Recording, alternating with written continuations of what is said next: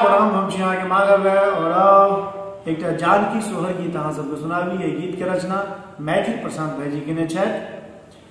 परल अकाल बेहाल मिथिला नगर भेल रे, ललना रे प्रगटली सीता हर खेत नगर डगर भेल रे, ललना रे प्रगटली सीता हर खेत नगर डगर भेल रे।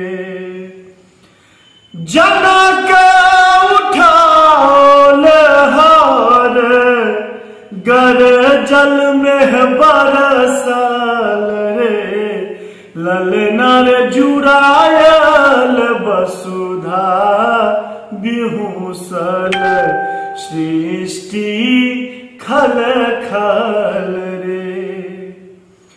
जागल भाग सुने नाक नैना ममता उमरल रे, ललना रे सीता जन्म भेल लक्ष्मी आंगन उतरल रे।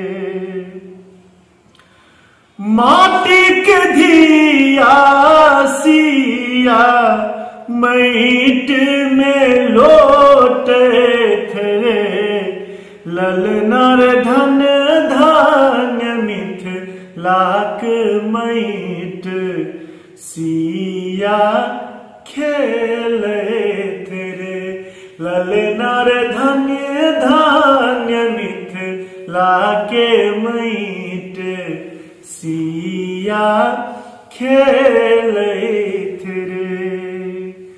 परल अकाल बेहाल मिथिला नगर भेल रे, ललना रे प्रगटली सीता हर खेत नगर डगर भेल रे, ललना रे प्रगटली सीता हर खेत नगर डगर भेल रे।